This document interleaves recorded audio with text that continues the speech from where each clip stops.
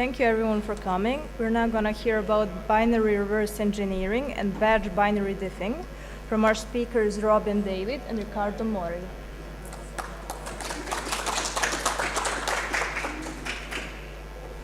All right, so hello everyone. Thank you for being here, attending our workshop. So this evening we are going to do some reverse engineering and especially batch binary diffing. So we'll get more in depth into that and the various use cases that we can apply it.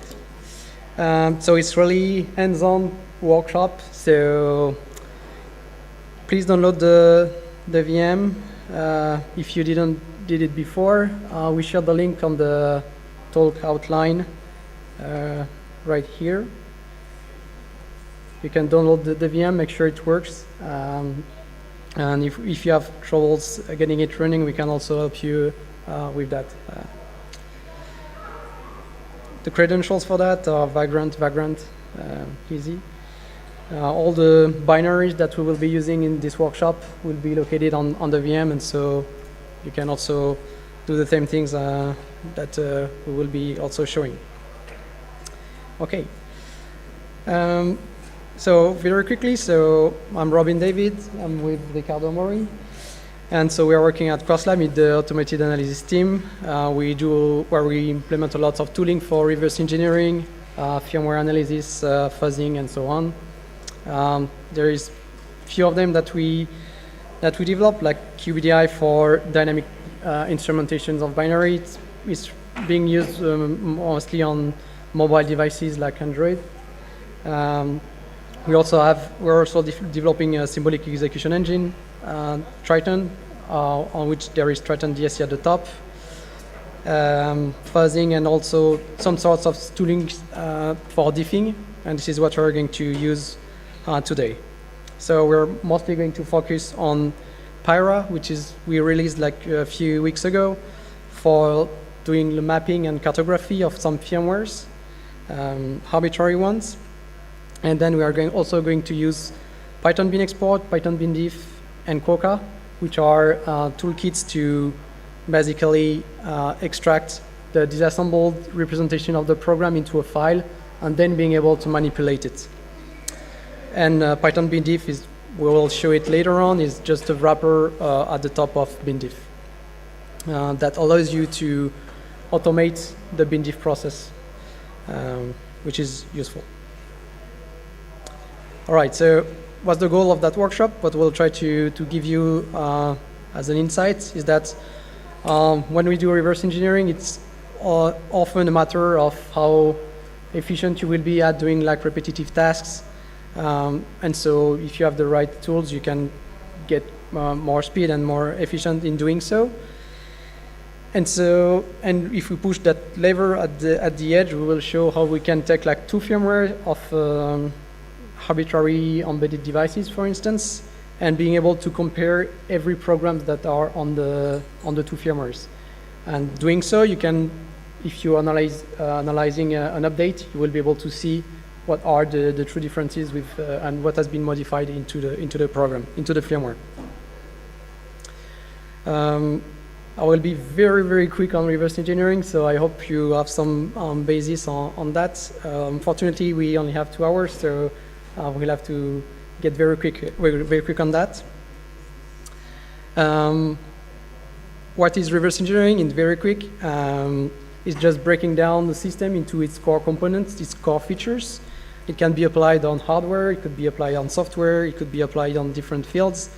But today we are just going to focus on the software part because this is what we are doing in our day-to-day job. Then when we speak about the program and the whole process of starting from the source code and to the final bytes that you have on your file system, and there is this steps. So from the source code, by means of compilations, usually the compiler generates an intermediate representation of your program. So if it's LLVM, it will be LLVM IR. And then by means of using the backend, this IR will be compiled back to assembly, and that assembly will just being put and assembled into a container. It is usually like an ELF file or a P file on Windows. But as we are doing reverse engineering, we are interested by the reverse process. And so when you start with your bytes, you have to disassemble it to obtain the assembly. And then you have more refinement steps if you want to go up to the compilations, but we will mostly work on the assembly for today, okay? So we are going to work on the syntactical form of the program, and namely the assembly instructions. Okay. We are going to cover two different architectures today, like very briefly x86-64 and ARM. No worry if you're not familiar with these architectures. This is it's not going to be the main point of today, and we will help you to do the exercise anyway. If you have any issues, just ask us, and we will do it together. But in very brief, the architecture is usually described by the ISA, which is the instruction set architecture. It's going to define the core components, but all the architecture share common things like registers that will be like short integer variable storage for values. You will have a stack, you will have a memory, and usually have some privileges levels that allows you to go from user land to kernel land and even below for hypervisors and so on. Depending on the architecture, you will manipulate different registers that the most important ones are the program counter. So it will be RIP on x64, PC for ARM. You have the stack, the base, the frame pointer to represent the base of the stack, and the return register will usually put the return value of your functions. You have plenty of calling conventions. Not plenty. I mean, it's getting more uniform now, but especially on x86, depending on whether you're on Linux or Windows, you will have different calling conventions. The calling conventions defines in which order and which register or memory you're going to provide the parameters to a given function. So on Linux, it will be usually on RDI, RSI, RDX, RCX, and so on. And then on the stack, on Windows, they have multiple calling conventions, so it might be a bit different. But yeah, all these kind of things define the architecture, and combined with the platform, you will have the different results in the disassembly of your program. The disassembly itself can be scattered into different steps. So you have your bytes at the very beginning, for which you don't know like anything. But by means of dissecting the file format that we're going just to see right after, you will be able to determine what is code and what is data. That's the first step of disassembly, because the program is just an aggregation of some code and some data that will somehow interact together. So the first step is the code discovery, so namely segregating code and data into the file. Then you will be able to disassemble what is flagged as code, from which you will be able to identify functions. And by disassembling the functions, you will be able to reconstruct what we call the control flow graph, CFG. And in the CFG reconstruction step, there's many things that are happening. You will have to deal with indirect branching conditions, indirect flows. You also have to identify the function bounds, like the beginning and the end. It's not that easy, especially when you have to disassemble like the exception handlers and all these kind of things that you will encounter in your program. And another refinement step of your disassembly will be determining the call graph, namely the interactions between the functions, which function is calling which other function. And by doing that, you will also be able to compute what we call the cross-references between the functions. And you also have cross-references with data. If, for instance, you are accessing a specific value in the data, raw data, and so on. Hopefully, all these steps are being performed by some disassembler, and we don't do that by ourselves. One of the most well-known is IDA Pro, but then lately there is Ghidra that is getting more and more used, Binary Ninja also. So today we are going to use mostly IDA Pro and Ghidra. This is what we did put on the VM that you can use. The IDA Pro version is the freeware version, so you will be limited to x64, and you will not be able to script anything in Python, but we will not really have to use it in today's workshop. All right, very briefly, so what are executable formats? If we have to summarize it, it's a container that is going to organize the machine code instructions so that the operating system is able to understand it, put it in memory, and execute it. Additionally, it's going to define some entry points, some resources, and additional dependencies because, I mean, today we compile most of our programs dynamically, so the main program will rely on some shared libraries that will also have to be loaded, and you have this whole graph of dependencies that you will have to load. The main executable formats that we have is PE for Windows, but PE is also being used in UEFI because it's a rather simple format compared to ELF. Then we have ELF for all the Unix-based systems, Linux, many game consoles, and then we have Macro for all the Apple ecosystem.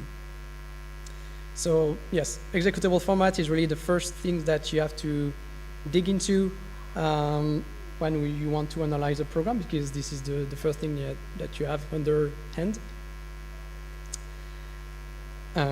Yes, and today we're mostly going to focus on Linux programs. So yes, in very brief, what you will find into an ELF file are two things, what we call sections and what we call segments. Sections is the way the compiler is going to organize the code and data such that it respects the specification of the language. If you define a variable as const, it shouldn't be modifiable. So the compiler will put it in the specific sections that is meant to be read-only. So yes, it's going to organize the code such that it respects, for instance, for the C specification. And on the other hand, you also have what we call segments that is mostly handled by the linker and the dynamic loader, and is going to explain how to basically put the program into memory so that you can execute it. So on ELF segments, you have different types of segments. The one that we will be interested in are the segments which are flagged as load segments, which means that they are going to be loaded by the loader into memory. If you take a given ELF file, you are not going to find it in its entirety in the memory because some segments will not be loaded. For instance, symbols are usually not loaded in memory. So here you have a small example where you have sections. So you have obviously a ELF header. Then in ELF you have section headers and program header that are going to give the offsets within the file for these different sections and segments.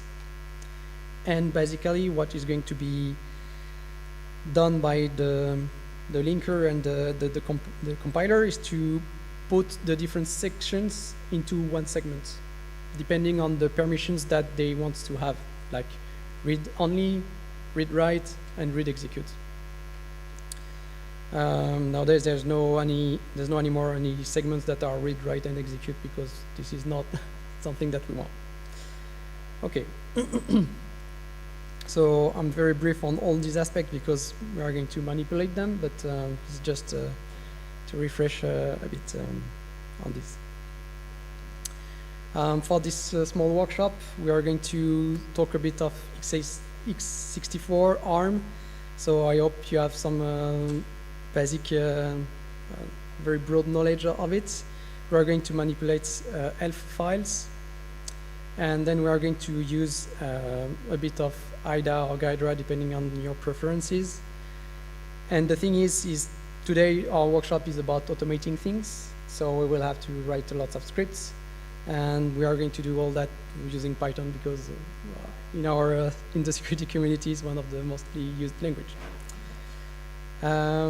Quick question, does anyone have the VM working on his laptop, or raise your hand if you do?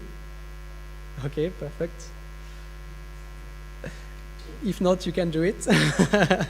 Otherwise, the way we're going to do is that we are going to explain the practicals, give a little time so that people can start doing it, and then we will have to move forward and we will show basically how we can solve the practicals. Okay.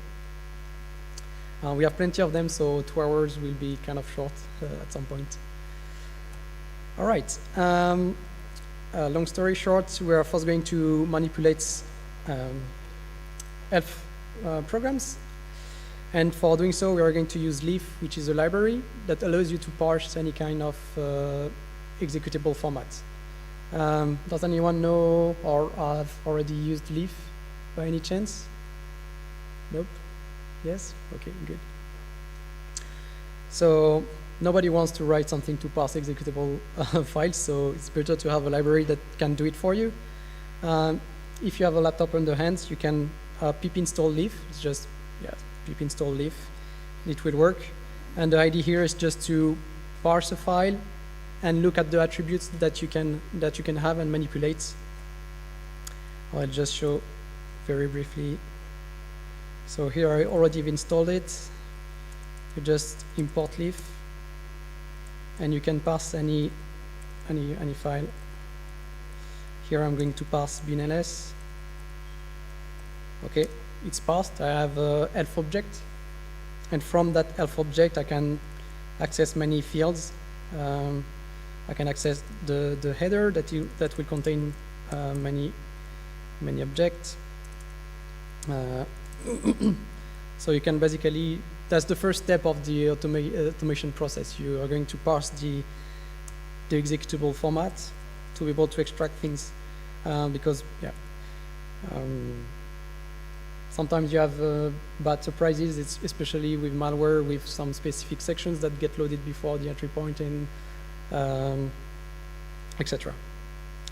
So yes, another thing about Leaf is that it's made to be able to parse executable files, but it's also meant to modify and regenerate new files. So if you need to patch things, add symbols, remove symbols, you can do it with Leaf. And we are going to do that in another practical later on. So I'll give you a few minutes just to play a bit with Leaf. And the idea is that if you can find these 4 things into the program, that could be nice.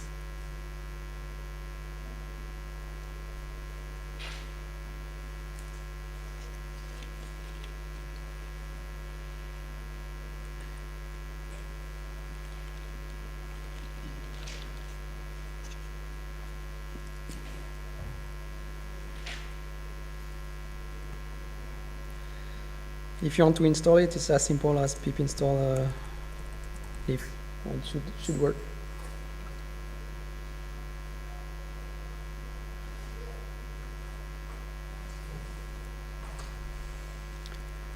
And do not hesitate at any point. If you have any questions, just ask. It's meant to be interactive. Yes. Yes. The question was, is there a VM provided for the practical? If you go in the page of the schedule, you should have it here. It's a Debian with all the tools already installed.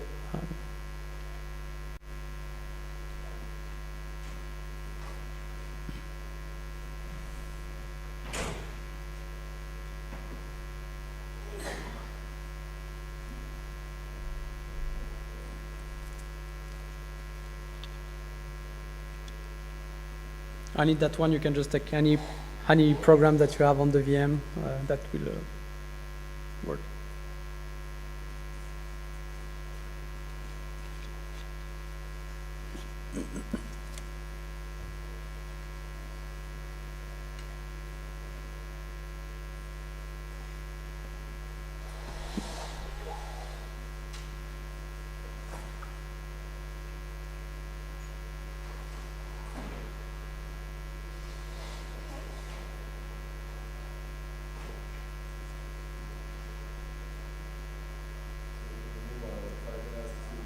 Yes.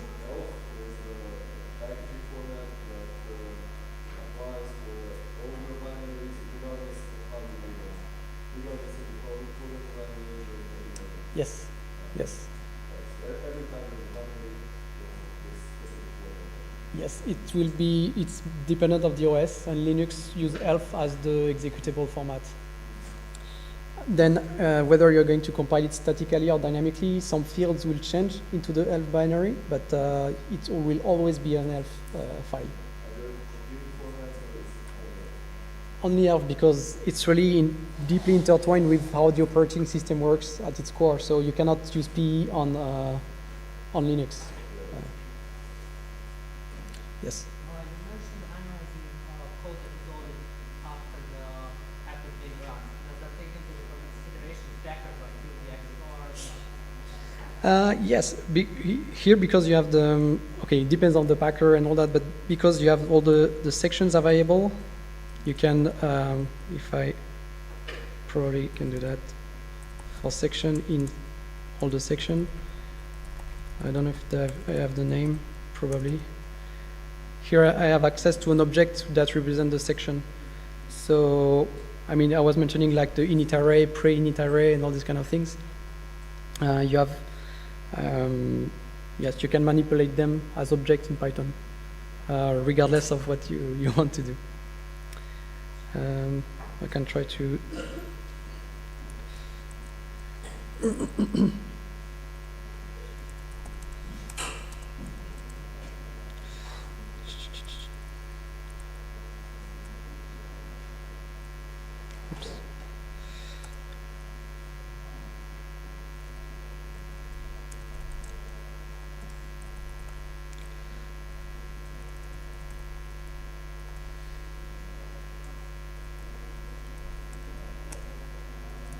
Here I have the init array sections, and then you can do, you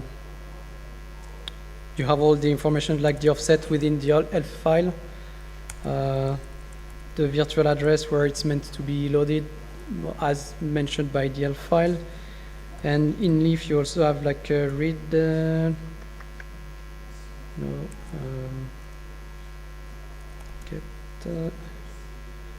get content from virtual address. And you can also retrieve the bytes in the ELF file that correspond to such or such sections and do whatever you want with it. And I get 10 of them. So that's, yeah. I mean, it's really powerful Leaf. It's passing the executable format, PE, Macro, ELF. And then you can do whatever you want with it. Okay. So, not to waste too much time on this one, we are going to quickly see what we can do with to answer these 4 questions, like how to retrieve these parameters. So, the architecture will be in the header of the ELF, because it's like the first fields that you will have to, that the operating system needs to know to use, and you have the entry point in the header also, so you know that will be the underscore start of your program. I don't know if it's identity class, I don't remember. Yeah, so 64-bit. Oh, that's the and system V, so it's that's the calling convention, and machine type x86-64. So that's the information that you have in the header. If it's whether it's the static or dynamic linked library, I think it's also indicated in the header. It should be, I don't remember exactly the name of the field. Yeah, anyway, you have it here. If it's dynamically linked programs, you also have to indicate what's the loader to use, the ld.so to use. So you are meant to have it in the segment. So here, if I do s.name for s in, okay, maybe it has no name. Okay.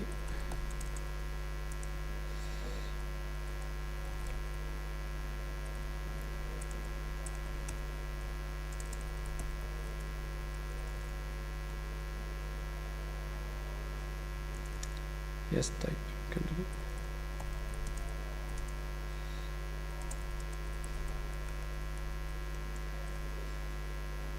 Here the interpreter is the segment that contains the loader for ELF file. So you know that it's a shared, it's a dynamically linked library. And for instance, you can also list the shared libraries that which your program depends on. So yeah, that was just for the first step, how to manipulate the file format. Then the second step will be, of course, to get the code sections and disassemble them to look at their content. And what you're going to do is to do all that automatically. All right. Yes, I will give you the hand, Riccardo. Okay, so after this quick introduction about reverse engineering, we can start to automatize the process by scripting. And when it comes to scripting, we have two ways. We either have to rely on the disassembler own API. Nowadays, more or less every disassembler has its own API, whether it's IDA, Ghidra, or whatever.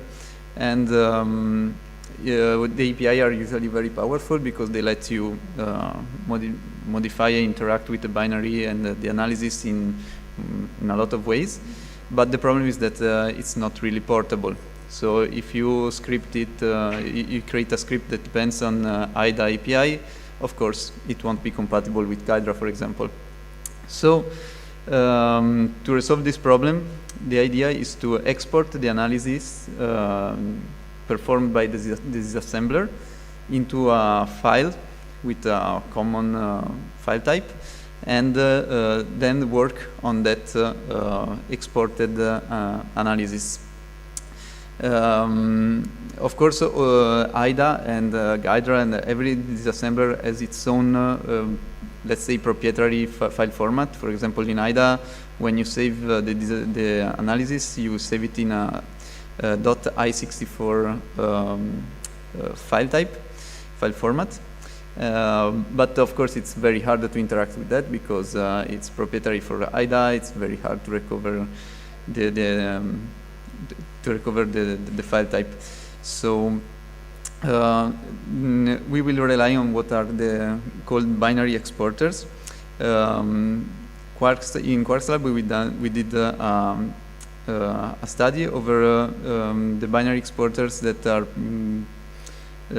being released. Yes, in here. It turns out that there are not that many actually. We either have to rely on the proprietary file format, for example, the i64. Oh, yes.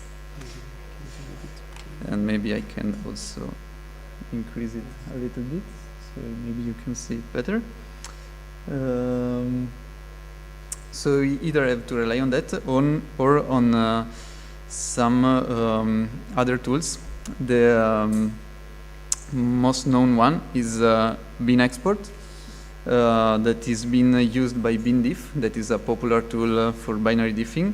And another one that we also developed in Quarks Lab is called Quokka. And it's supposed to let's say, increment the amount of information exported into the file. Bin export is really great. It works with a lot of disassembler as a plugin. It works with IDA, Binary Ninja, Ghidra, and it exports the analysis into a protobuf message. So you have all the definition. It's easy to parse it and everything. It's really great. The only problem is it's not very exhaustive on the amount of information that is being exported. In fact, it lacks all the data references, for example, that might be really useful, and also the size of the protobuf that is being exported is quite huge. Of course, it's gonna be more. It's gonna be bigger than the binary itself because it contains all the analysis. Quokka, on the other side, for now it only works with IDA, but there is a Guidera plugin under development and it might be released soon. It also exports the analysis into in a protobuf file format, and it also exports a lot more information from the disassembler. It also has all the data references, and it's also quicker, and the file it's gonna be smaller than bin export. There has been also a comparison that will show like the difference between the two binary exporter, and as you can see, I'm gonna zoom it a little bit.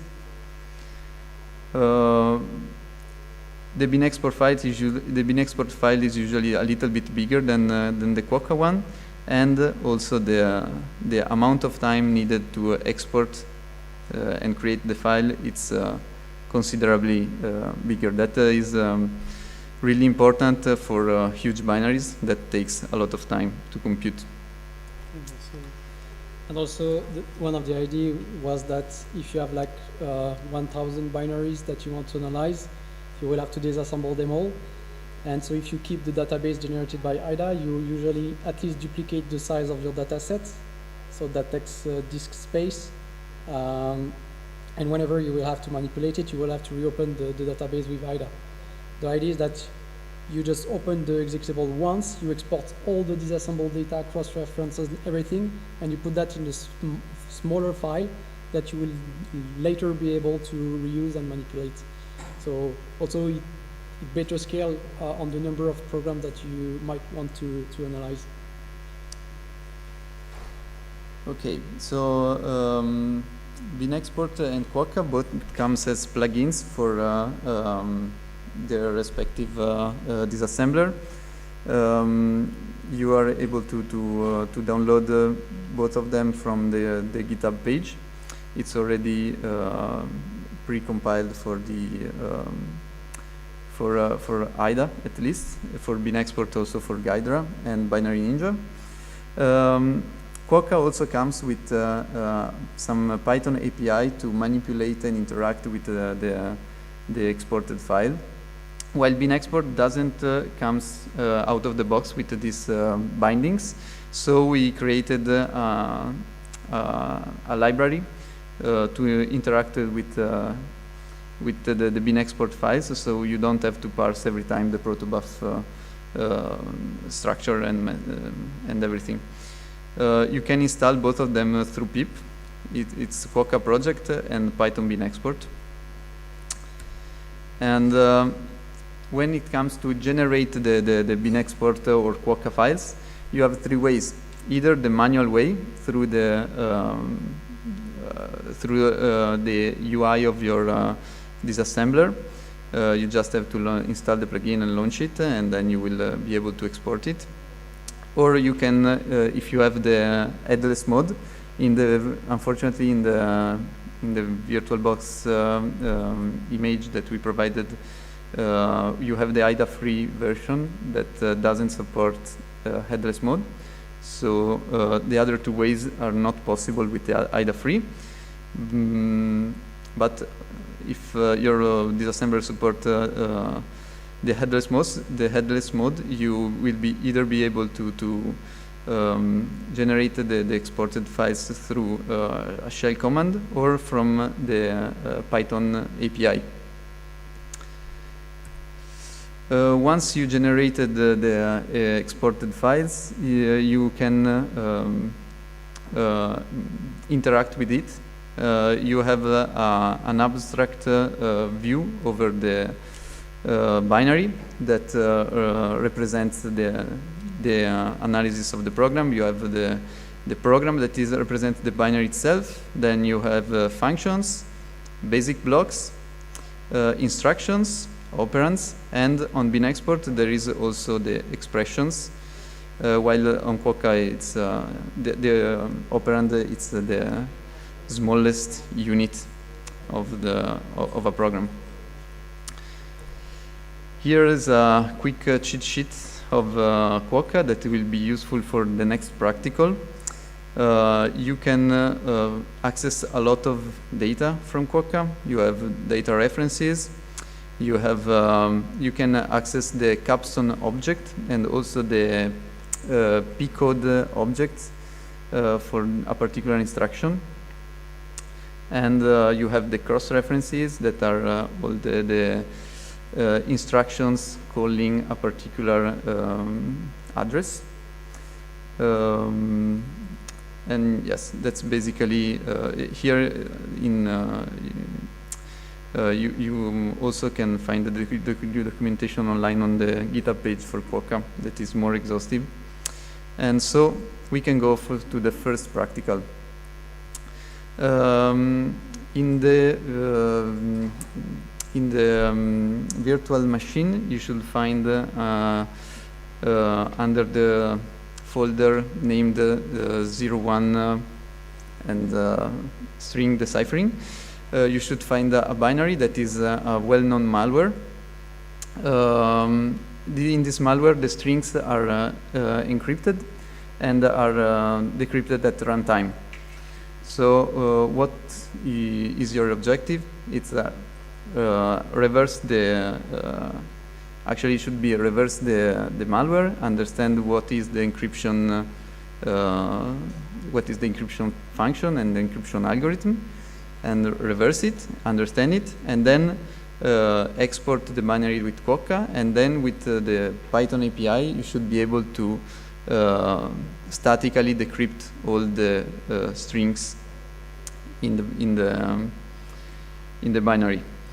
Now, since there is not much time, I think I'm gonna give you, well, actually, if you want to open the binary, I'm gonna give you the first hint in a minute or two.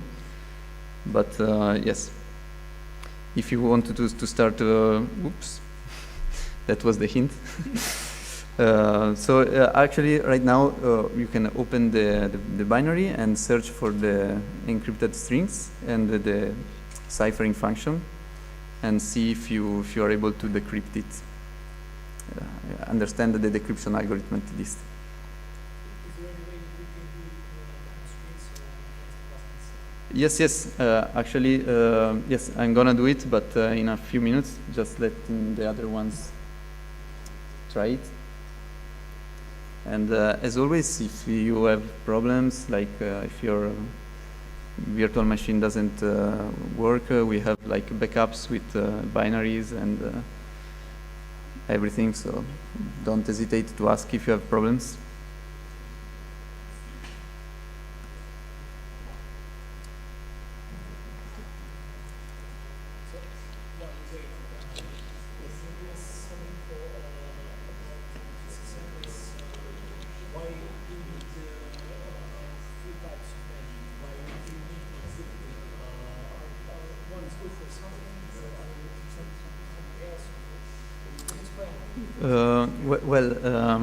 The idea is that the idea of the binary exporter is that you don't have to write a script for all the disassembler. So you have just one exported file, and then it works with whatever disassembler you have. So you just have to write one script, and then you can execute it on. You can use whatever disassembler you want to generate the analysis. So, for example, here, if I know that this malware uses this particular technique, I can just write a script that uses the Quokka exported file, and then each one of you can use their own preferred disassembler, and and generate the Quokka file, and then the script is always the same. So you don't have to write one script for each disassembler, but or having to rely only on one disassembler, but it's like a more general approach.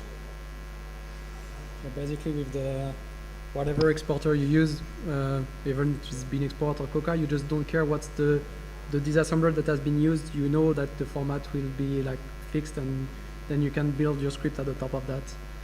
Because when when you script with the disassembler, which is very powerful, you have to have the disassembler running as your script runs. So for instance, if you want to analyze two files in the same time, you will have to have two HIDA instances running at the same time. So yeah, maybe the memory footprint will be a bit higher. So that's a good reasons to use the exporter instead of writing a script for a specific disassembler. Okay, so I'm gonna give you the first hint.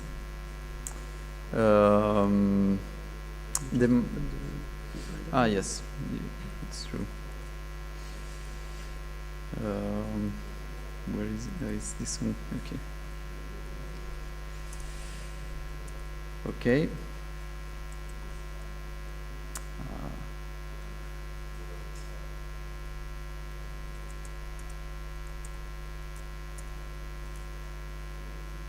Okay, so I'm just gonna open the binary with IDA. Here it is. So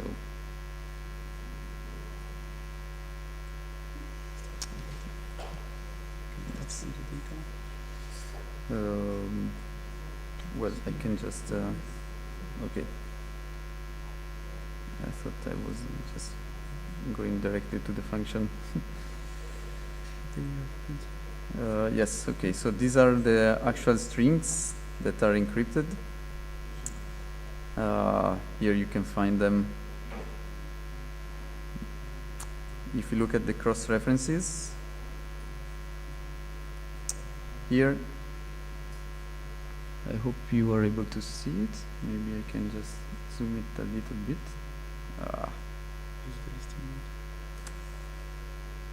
just gonna remove this. You have mouse, nice. Okay, so way better with the mouse. Okay, so here you have all this encrypted string that will be decrypted by this function.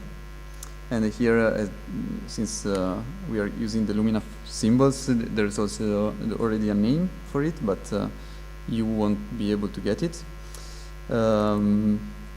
If you look at the function, it takes two arguments that are the two strings that must be decrypted.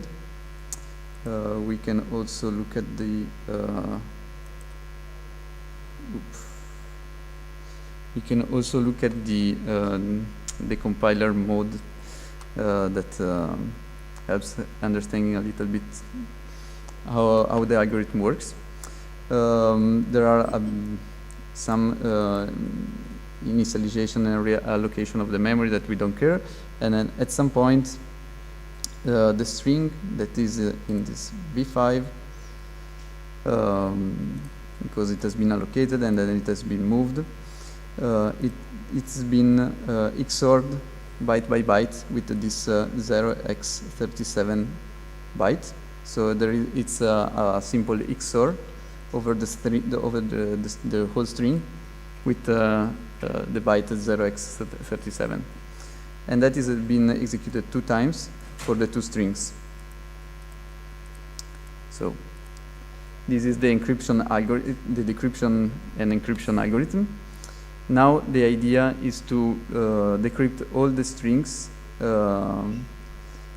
with a Quokka script. So the idea is that you want to find all the cross references to this function. So every time that we are calling this function, retrieving the 2 parameters that are in the register EDX and EAX, retrieve the value that is being put on this register, that is the encrypted string, and then you want to decrypt it with the this XOR algorithm. So first of all, you will have to generate the Quokka file, and you can do it from here, edit, plugin, and then you can generate it with Quokka. Just use the normal mode. There are 3 different modes for the amount of data that is being exported, but you can use just the normal mode, it should work. And after that, you should use the Python API to retrieve all the cross-references and the strings and decrypt them.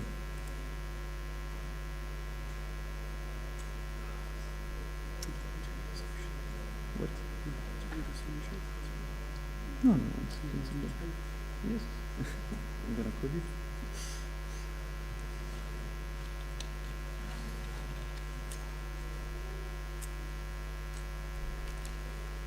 Do you have coding? Yes.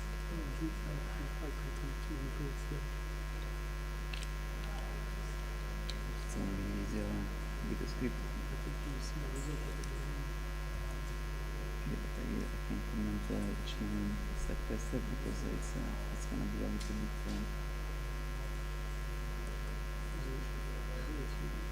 I mean, it's a bit complex to decode the functions and everything. It's not easy to put it live.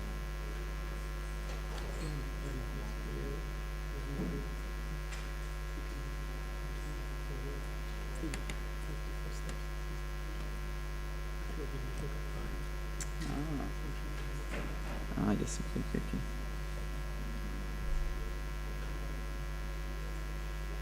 Okay, let me close. It's just IDA. No, this is the IDA. I didn't put it in the background one.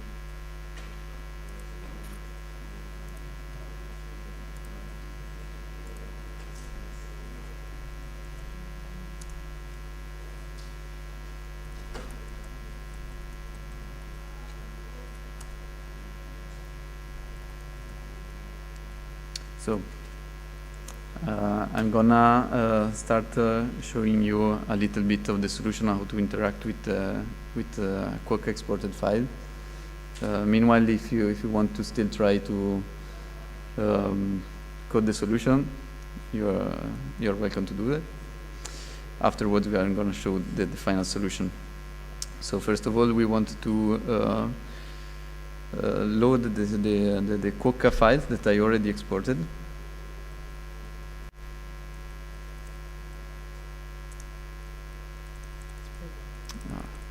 Yes.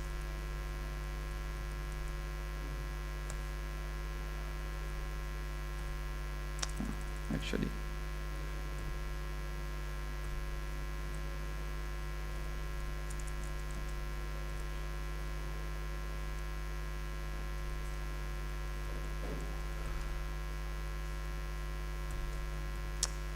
So here we are loading the program. We need the Quokka file and the binary. And here you have a lot of information about the program. You can have, for example, if you wanted the functions, we should be able to have it. Here are all the functions with their names. The function we are interested in is actually I think it was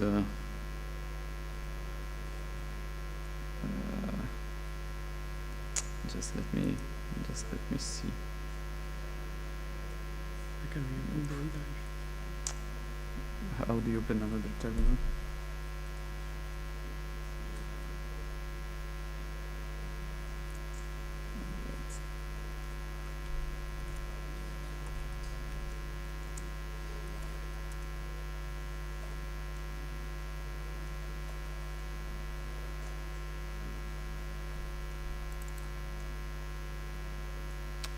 So it's 4F7E0.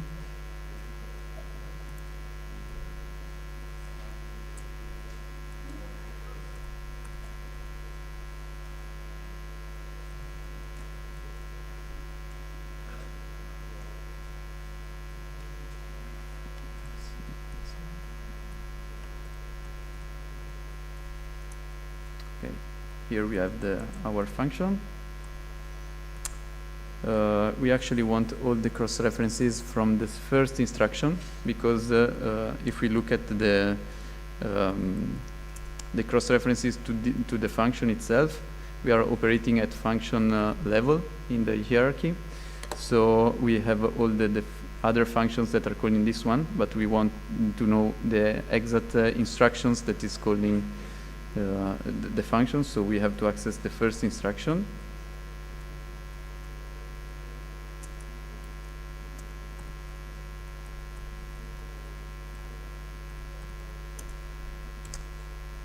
Here it is.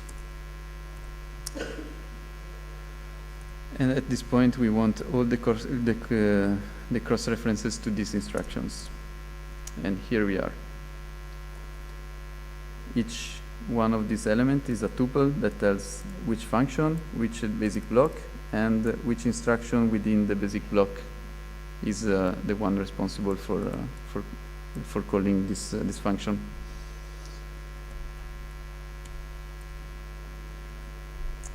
At that point, we wanted to recover the registers and the element in the registers, and then decrypt read the memory, and then decrypt the strings.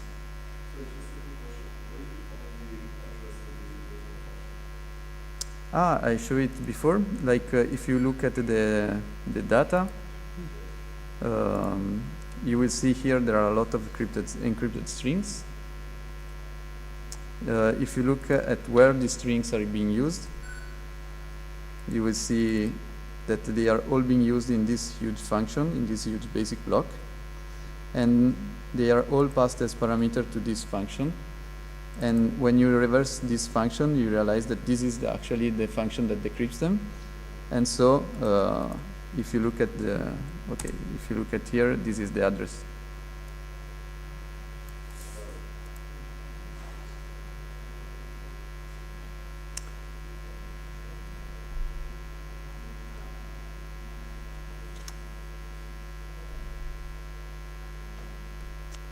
Okay, shall I show the full solution?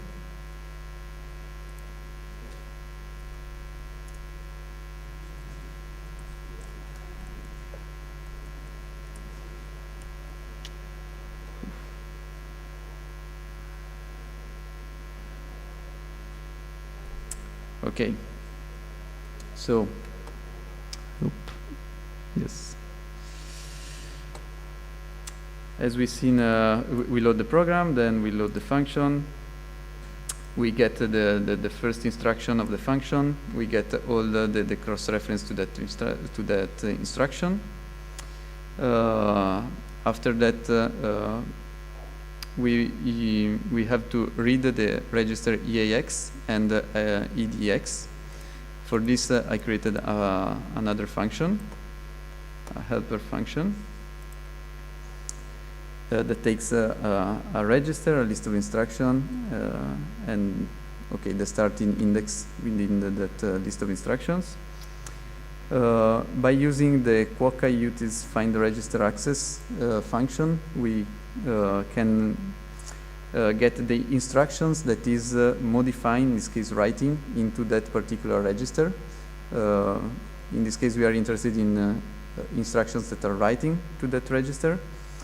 At that point, we can, if there is data references, because Quokka exports data references, then we just need to read the string.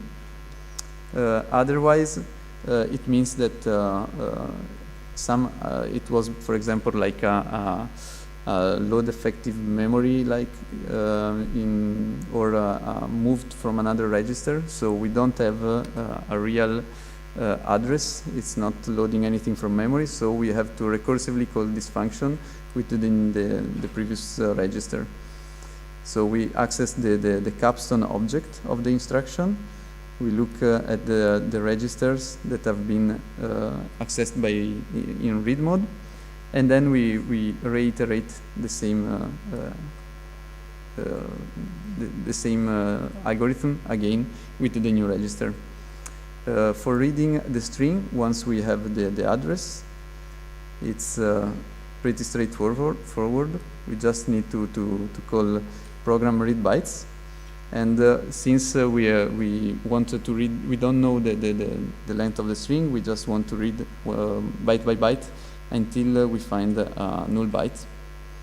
And at that point, after we have the values, we just need to decrypt them by XORing them with the byte x37.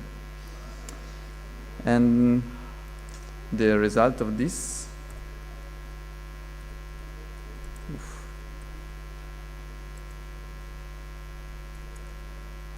is it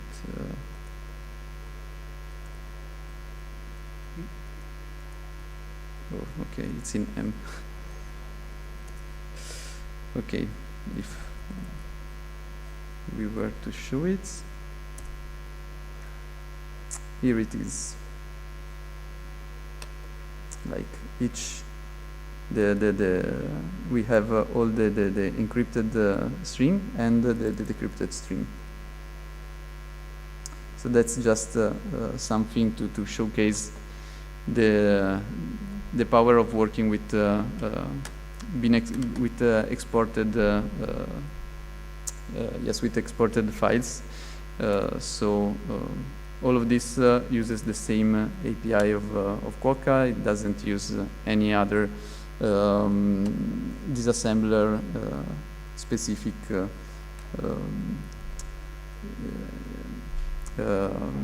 API. So no, it's in here. Okay. Yeah. Here was the algorithm and everything. Okay, so now we have seen a little bit how bin export and Quokka works. Let's talk a little bit about binary diffing. So binary diffing is a techniques for which that we use when we want to find we want to compare two binaries to identify what has been changed between the two versions.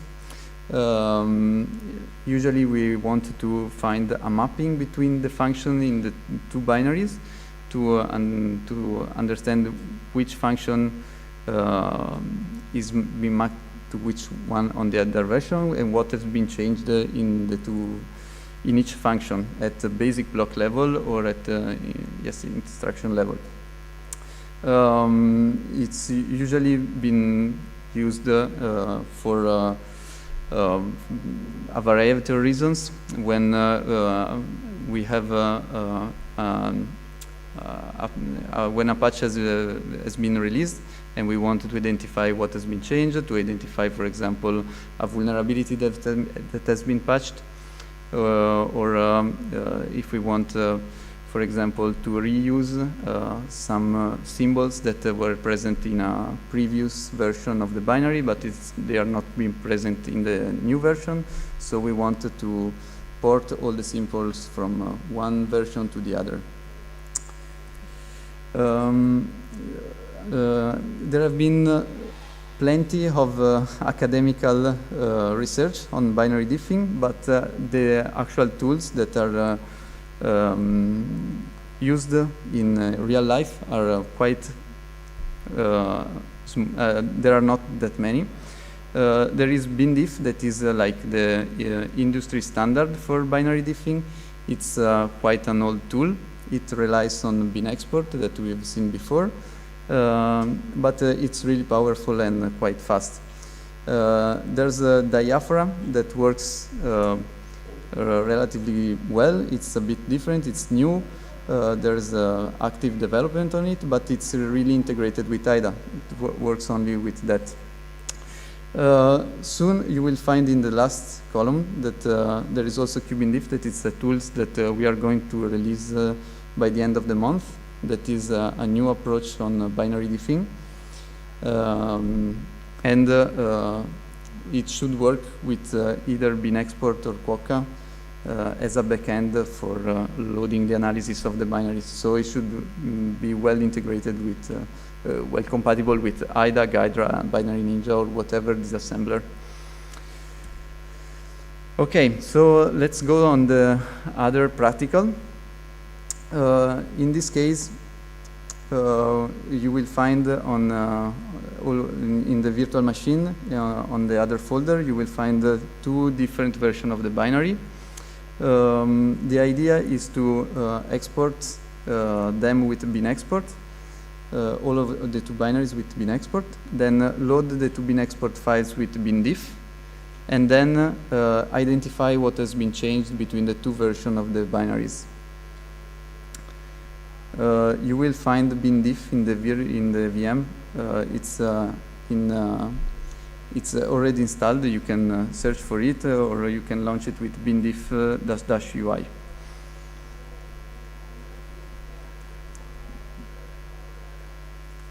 Has anyone already used BinDiff in the past, or it will be the first time? Yes, okay, cool.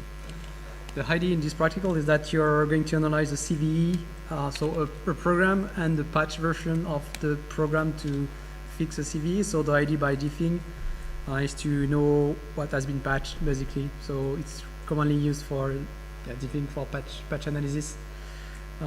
We're doing it manually at the moment, but the idea is then after to be able to automate that when you have to automate the diffing at scale on large programs, large amount of programs.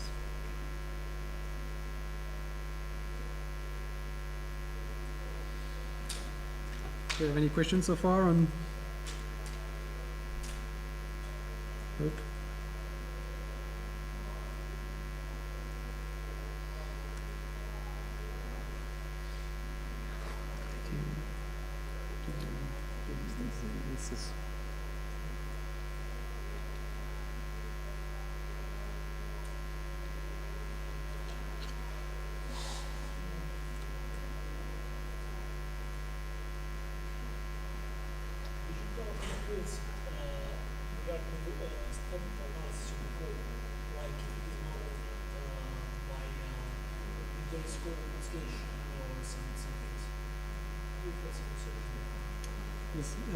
Yes, we all.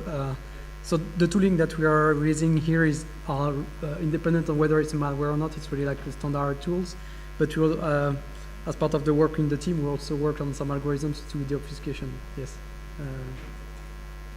But yeah, that's the.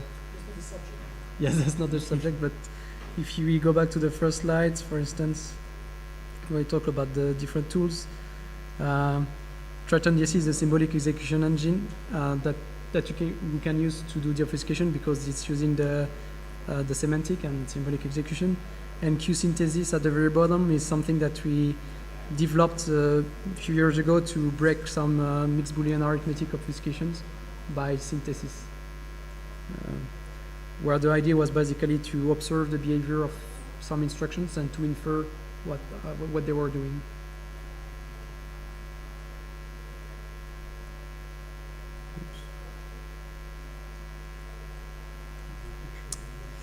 Well, so anybody was able to export the bin export file. You are able also to load to generate the bin diff files. Yeah. So okay, that's cool. Let me. I can show you the process as well.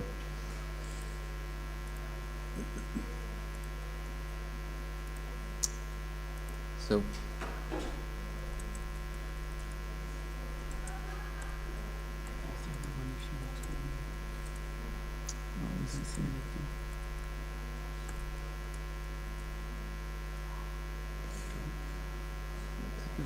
It's too small for the screen. Yeah, but they just wanted to launch IDA. I mean,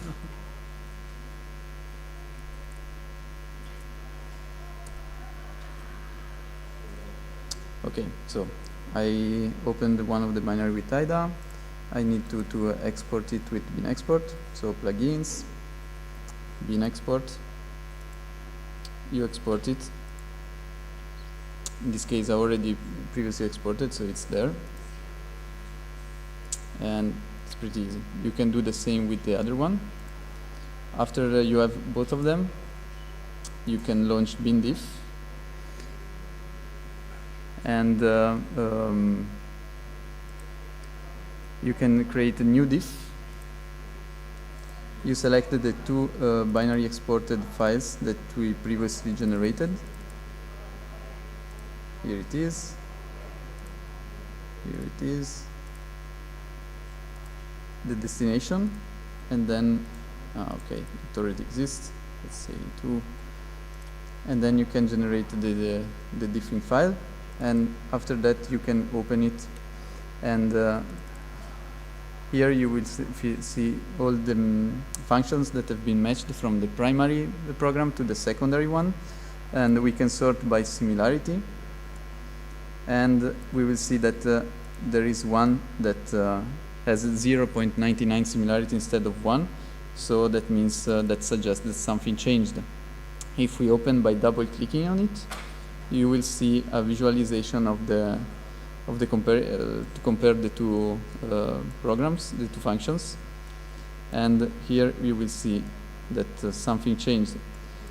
So instead of having a simple extraction with an add, on the other one there is some kind of test. So there here it's the actual change that happened in the patch. So this was the manual way of doing binary diffing, and it's as you can see a bit of a tedious process and a bit slow, because you have to export everything, and then you have to load bindiff, and then you have to manually look at everything. So after that we are going to automatize the process, even to do it in a more programmatic way, and to automatize all this slow step.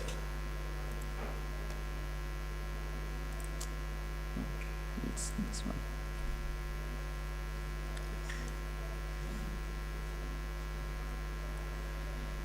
Yes, just to wrap up on that small practical, unfortunately we go very quick, but so that we identified they just added a new check in that specific function to patch an issue that has been identified as part of that CVE exposure. So as Riccardo was mentioning it, doing it manually is okay, that's fine, but if you have many binary files that you want to analyze, you want to automate that and to do that in a programmatic manner. Why we would want to do that, this is the last part of the workshop that we're going to head to, is that by doing that you can take two file systems of a given firmware, and you can just automate the diffing of all the binaries. And with that you can just then know what have changed in between the two versions. But yeah, there's plenty of other use cases where it could be useful to diff in an automated manner. So we mentioned earlier that we implemented a small Python module which is called Python bindiff, which is just a wrapper around bindiff basically. And so from two bin exported files you can just parse and open the diff. The bindiff object here is just a SQL database, SQLite database, so it's very convenient to use it. So to run a diff you can also do it from Python, which is nice. And then the result of the diffing, you have two options. Either you just open the bindiff file, so you only you basically have the matching of the functions, or you open it in the full mode, and then in that case we take the two bin exported file and we apply the diff on the two bin exported file. So for a given function, basic block, and even instructions, you can know whether or not it has been matched in the two programs, and you can then manipulate in Python the result of that. The full mode text is kind of slow because you have to open the two bin exported file, which takes a while, and then do the correlation at the instruction level, so that takes time. The light mode is way more lightweight, let's say. So heading to the next practical and to show you the like combining the different tools that we've used so far. The idea here is that you will have a program. It's another CV 2 files, and the idea here is to, one of the 2 files has been stripped, so you don't have any symbols. If you're doing reverse engineering, you know that symbols is something that you want to have, so whenever you can find a way to get them, you do. So here the idea is that by scripting, in this practical, the idea is to perform the diff, take the symbols from the first binary and patch them in the second binary. And if you remember earlier in this session, I told you that Leaf was also able to generate new executable files. And actually, this is what we can do here. We can take the symbols that are the result of the diffing and add these symbols to the program that has been stripped, so that then after you can manipulate it the way you want.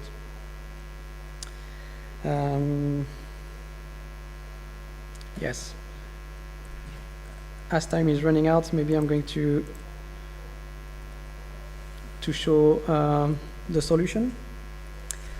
So this is basically what you have when you don't have any symbols and you're just crying in IDA because it's more complex to reverse.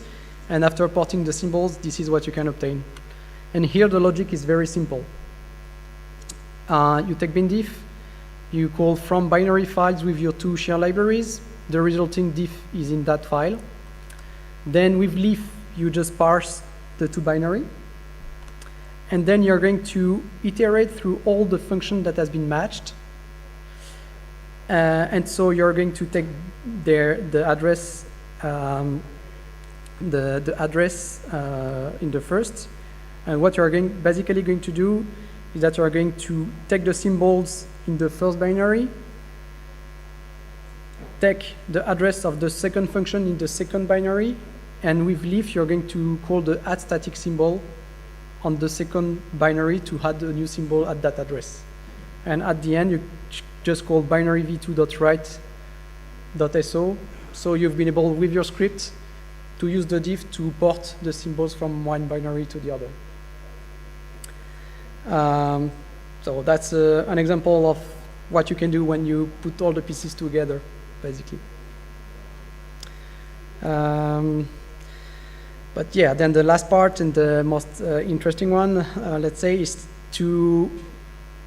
we have all these small utilities, Python bin export, Python bin diff, Coca, and so on. And so if we put all this project together, we can automate diffing at the firmware level. Here we are considering firmware as file system, basically. You could also apply that onto different Windows versions or Linux. The approach is the same.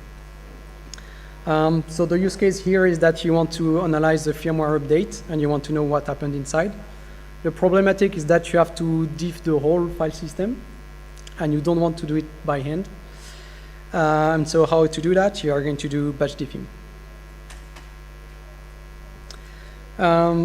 Very brief, analyzing a firmware, you can divide it in 3 main steps. The first one is like the extraction of the file system from the firmware files. If you're lucky, your firmware will be like a well-known format, but usually it's not. So you will have to rely on some third-party tools to like carve into the bytes to detect the different partitions, the different elements of the firmware. Here we are going to use Unblob. It has been released like a few weeks, month ago. And to our humble opinion, this is the best in comparisons to Binwalk and so on, which have been discontinued for quite a while. Then on the extracted firmware, what we can do is do some cartography. And here we are going to use Pyra, which is another tool that we developed at Quartz Lab. And the idea is to map basically the dependencies between the executable files and their shared libraries, so that you can have like a broad overview of the firmware and how are the executable linked to one another. When you have to analyze the whole file system, you have to go broad and then get more and more specific. We are going to show you how to use it. And then after the last step, as we want to do some diffing of firmware, we are going to reuse the exact same logic that we did before and to apply a bin diff on all the executable files that we can find on the firmware in order to understand the changes. Okay. I will give you 1 or 2 minutes to run this unblob command if you want to extract the firmware and just look around with the files. And I would be happy to take a few questions in the meantime, if you have any. Nope. Okay.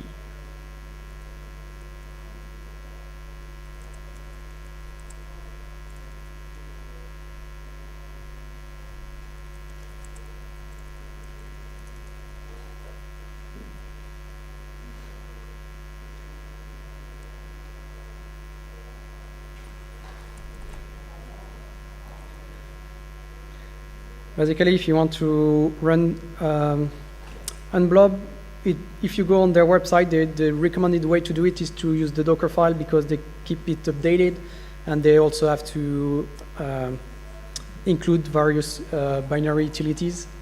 So don't use directly the Python version. It's better to use the Docker. And here you can just give the image, you mount the different directory that you want to use, and it's going to do the extraction for you. Oops. Here I have extracted them in 2 different directories. So I have my 2 file system. There, okay, some symlinks are broken, but the ID is here. I have all the file systems, so yes. We're going to work on the Netgear REX30. It's a router that we used for, that was part of the Point2 Toronto last year that we participated to. And if you, Point2 is a competition to find vulnerabilities on systems where the rules are simple. So you have a scope. If you find a vulnerability for that, that's fine. You can compete and win some cash prizes. The thing is that the manufacturer of the device can update its firmware up until like 1 or 2 days before the competition. And this is usually what they do to just piss people off. And this is basically what they did. Just 2 days before the competition, they just released a new firmware that was patching lots of issues. And this, in fact, the 2 firmware that we are going to look at. And so that was basically a use case where when you have an update, you have to quickly see what have changed, if you can find another way in. All right. And of course, as it's a router, you will have a web applications to configure it. You have plenty of things, and here you have PHP. But we're going to focus here on the binaries. If you have CGI things, you will have binaries, usually. So yes. Okay, good. So we extracted our two firmwares. And I'm going to use, so the second step is doing some cartography to look at the firmware. Actually, one of the problems was in the curl easy set opt. It's a function of the libcurl library to set options when you want to do some HTTP queries. And one of the issues that there was is that they were not setting some flags so that they were not checking the SSL certificates. And so by scripting, we're not going to, I'm going to show you how to do that, but what you can do with all what I've shown before is that you can iterate all the files that are importing that specific functions. Then thanks to Coca or bin export, you can know wherever it has been called into the program, backtrack on the parameter that has been given to that function, and hopefully check if it's properly calling the function with the right parameter. That's the idea. So Pyra is going to map the whole firmware. I'm going to show you what it looks like. Ta-dam. If you, does any one of you know what source trail is?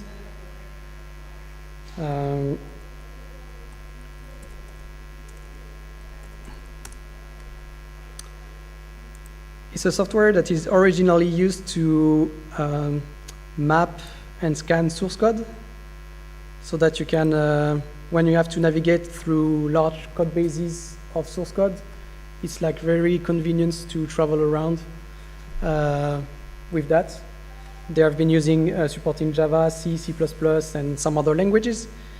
But actually, they provide an interface to create your own databases. And this is the idea of Pyra. We are going to use that database format to map the firmware. So here is my firmware. What are the classes are my executable file on all the share library. So I can take one arbitrary, I don't know, like this one, libsysutils. You can see all the functions that are being exported by that share library. That share library is using the libc, okay, fine. But it's also being used by a lot of other programs on the firmware. So yeah, that's a convenient tool if you want to travel around in your firmware, like recursively look at the dependencies that are being used.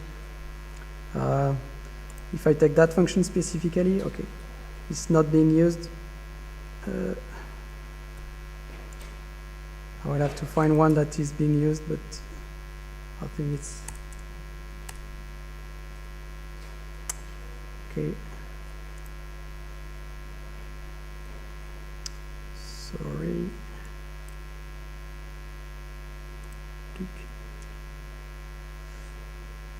Oh, NTHR, it's like Netgear stuff, so that could be interesting to look at it. So yeah, that's the idea of source trade and Pyra, is that you can see your whole firmware. And actually, that is just a graph, so you can also diff that graph to do whatever you want with it. Okay.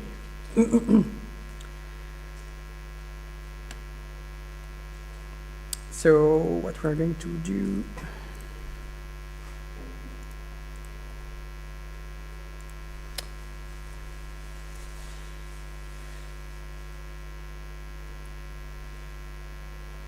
yes.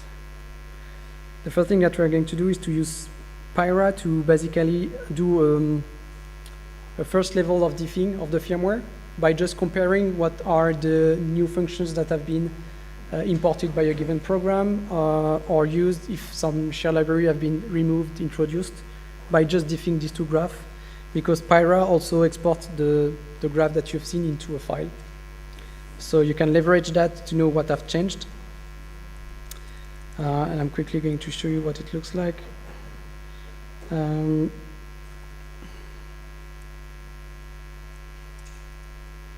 scripts are a little bit bigger here, but that's the idea. Oh, yes. Here I will do the step of the curl setup, where the idea is to, with Pyra, we are going to, I will do it, in fact, I will do it, I'll reopen the file.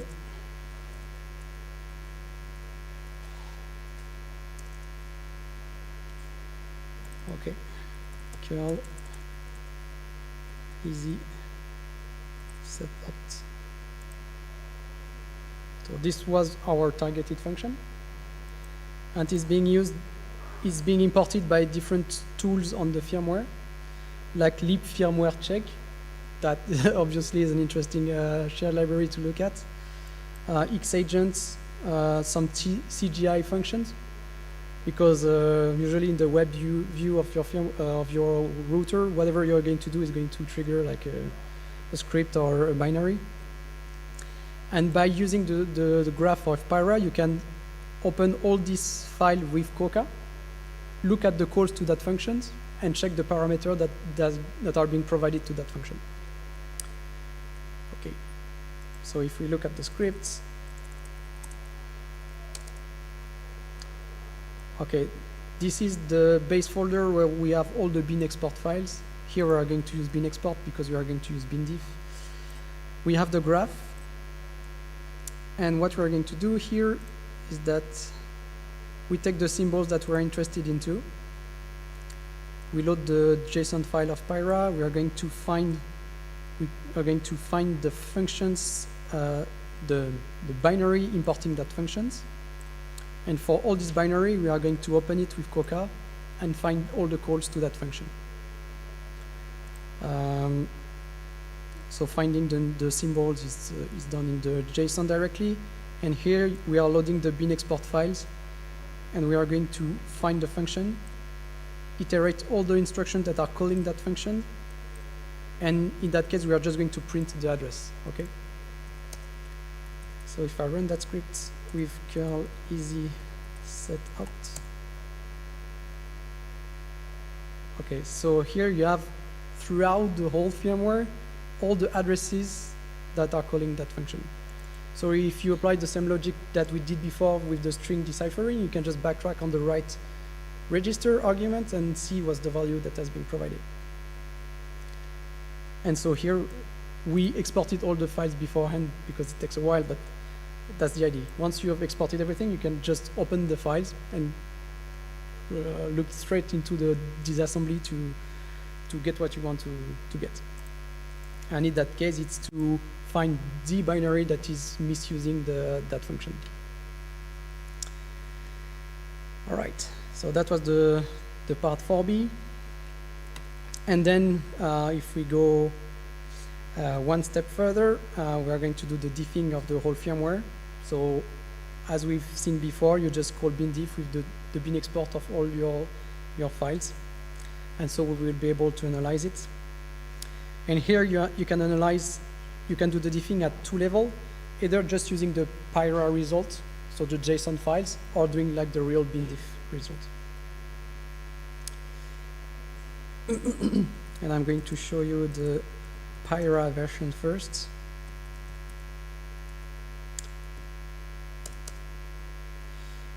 So here I'm going to load the 2 JSON file that corresponds to the graph that we've seen. I'm just parsing the JSON file, nothing very interesting here. But with that, I will be able to see the binaries that are no longer in the second firmware update, binaries that have been added in the second firmware, and if they are, and if 2 same files have different imported functions. So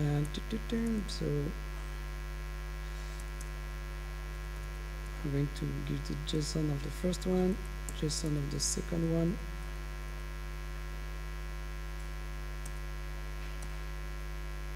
All right. So that gives you a broad overview of what I've changed from an import perspective.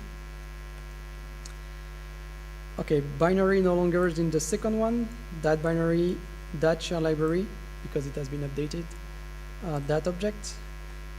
Things that have been added in the second one, so some kernel modules, some share libraries, and then all the ones that have changed. So WPA client have imported new symbols. PUCFU don't have this library as dependency anymore, but have this one, so they just updated that share library, and on and on and on. You can just look at all the changes, and that is saving sometimes analyzing a difference between 2 firmware. And if you want to go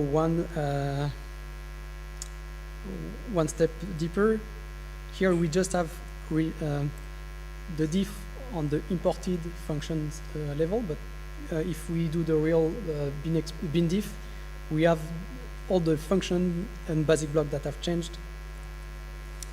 And this is the last part.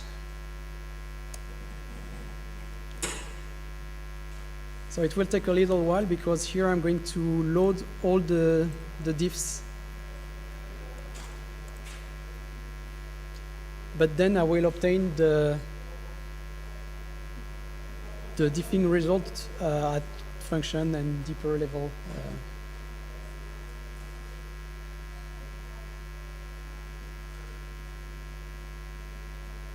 As it runs, do you have any questions on that? Nope. I think there is another talk starting.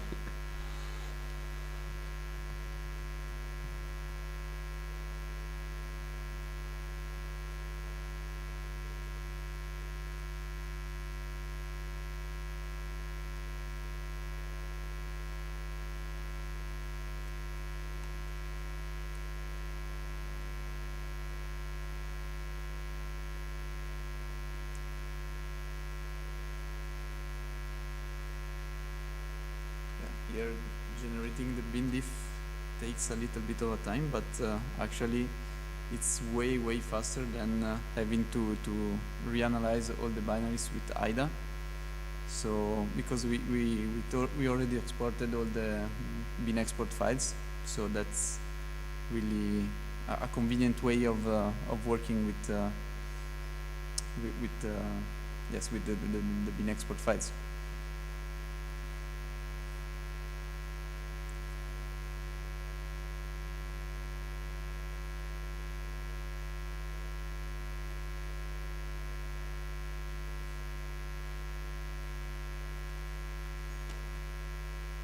I don't know how many of them do we have here, but it's like more than 200 something, if not more.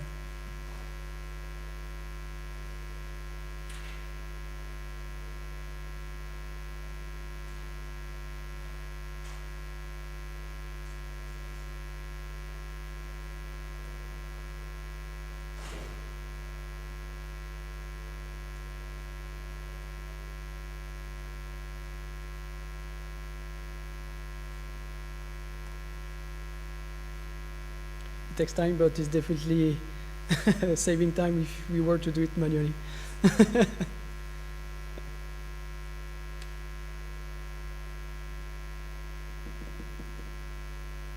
Yeah, there we go. Okay, so that's, of course, the diffing process gives you a similarity score between the functions that have been matched. And here I'm not printing all the functions. I'm just thinking in my script, if I show it to you, I'm just taking the 10 binaries that have changed the most, the 15, and for them I'm printing the 10 functions that have changed the most, because otherwise you have the full diff. Oops. And so if we take that one, lib bd share.so, it's 78% similar to the second version in the new firmware. And these functions have been heavily modified because they are matching at like 15%. They are almost have been completely rewritten. Here, reset password.cgi, that can give you some hints on what they patched. Obviously, there were some problems. So the binary is 77% similar, and they have changed these functions, for which we don't have the symbols here. Yeah. That's the idea of when you do firmware diffing, is that there's too much data that you have to crawl through, that you need to help yourself pinpointing some interesting location. And when you analyze and update, this can be the things that you can do. And yes, some kernel modules have changed. And yeah, that was where lacking a bit of time, and we are probably a bit tired, but if we analyze the result, we could also try pinpointing what has been patched more precisely. And I think that concludes our workshop for this evening. We will be happy to take any questions if you have any.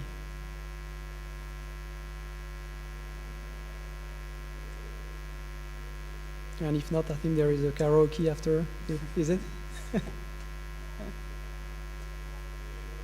No questions? So thank you very much.